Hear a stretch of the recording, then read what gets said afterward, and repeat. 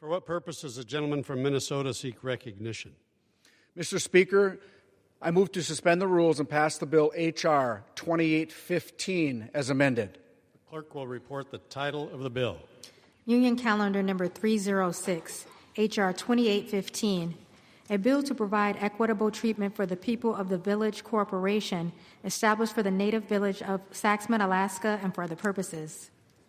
Pursuant to the rule, the gentleman from Minnesota, Mr. Stauber, and the gentleman from Puerto Rico, Mr. Hernandez, each will control 20 minutes. The chair recognizes the gentleman from Minnesota.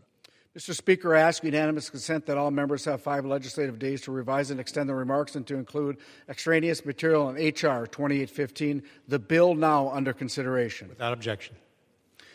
Mr. Speaker, I yield myself such time as I may consume. The gentleman is recognized. Mr. Speaker, H.R. 2815, the Cape Fox Land Entitlement Finalization Act of 2025, introduced by Representative Begich of Alaska, would finalize the Cape Fox Corporation's remaining Alaska Native Claims Settlement Act, or ANCSA, land entitlement. In addition, this legislation would resolve land management issues tied to the Mahoney Lake Power Project. ANCSA was enacted by Congress to settle the Aboriginal land claims of Alaska Natives. Under ANCSA, Alaska Native corporations were established to receive land under the settlement and disperse money to Alaska Natives. The Cape Fox Corporation, or CFC, has yet to receive their full conveyance, with 180 acres remaining. The Bureau of Land Management is responsible for conveying the remaining acres to CFC and has proposed specific acreage to complete the entitlement. However, CFC has rejected the BLM's proposal, as the proposed lands were outside of their core township, non-contiguous with their existing land holdings, and of limited economic value. CFC has identified 180 acres of land between their existing parcels, which would connect the land and complete the settlement.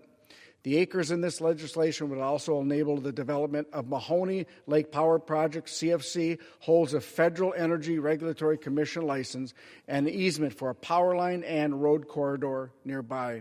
They also own the land adjacent to the substation. Power demand for the area exceeds available supply. In fact, in 2024, all available power was online, and it still was not enough. This legislation takes steps to increase the availability of affordable power for the area.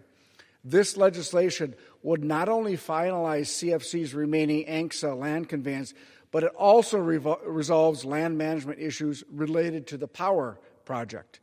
I want to commend Mr. Begich for this work on behalf of his constituency, and I urge support for this bill, and I reserve the balance of my time. Gentleman reserves. Gentleman from Puerto Rico is recognized. Thank you, Mr. Speaker. The Alaska Native Claims Settlement Act, or ANCSA, was enacted to recognize and settle the land claims of Alaska Natives. As part of this act, the Cape Fox Village Corporation received a land entitlement but was unable to select usable land due to a technicality that restricted Cape Fox from selecting lands within 6 miles of Ketchikan. This left Cape Fox with mostly remote mountainous lands with no productive or economic value. As a result, ANCSA's settlement for Cape Fox remains unresolved. H.R. 2815 would waive the technical requirement and allow the Secretary of the Interior to convey approximately 180 acres of surface estate within the Tongass National Forest in southeast Alaska to the Cape Fox Village Corporation, along with subsurface interests to the Silaska Corporation. This legislation would resolve the long-standing land claim issue for Cape Fox. I ask my colleagues to vote yes on this bill, and I reserve the balance of my time. The gentleman reserves. The gentleman from Minnesota is recognized. Mr. Speaker, I yield 3 minutes to the gentleman from Alaska, the lead sponsor of this bill, Mr. Begich. The gentleman from Alaska is recognized for 3 minutes. Mr. Speaker, Alaska's future is tied to land. It's how we build infrastructure, develop our resources, and create opportunities for our communities. But for far too long, Alaska Native corporations have faced unnecessary delays and constraints in securing the lands they were promised under the Alaska Native Claims Settlement Act. After more than 50 years, Cape Fox Corporation, representing the village of Saxman, is among the last southeast villages still waiting for a full land entitlement. H.R. 2815 fixes that. The bill authorizes a simple strategic land exchange, about 180 acres, to finally connect two Cape Fox parcels and honor a promise made decades ago. This bill also paves the way for a renewable energy corridor and year-round access to vital subsistence and tourism areas. It enables local development, supports energy independence, and strengthens Southeast Alaska's economy, all while respecting tribal sovereignty and the original intent of ANCSA. There is strong local support for this bill from utilities, businesses, and local governments. It's a common-sense, consensus-driven solution.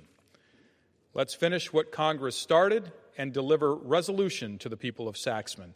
I urge my colleagues to support H.R. 2815 and help move the people of Saxman forward. Thank you, and I yield back. Gentleman from Alaska yields. The gentleman from Minnesota I reserve. reserves. The gentleman from Puerto Rico is recognized. I have no further requests for time. We are prepared to close. I reserve. Gentleman reserves. Gentleman from Minnesota Reserve.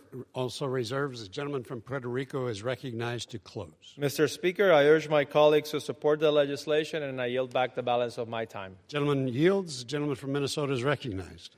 Mr. Speaker, H.R. 2815 finalizes CFC's outstanding ANCSA land conveyance while working to alleviate future land concerns with the Mahoney Lake Power Project.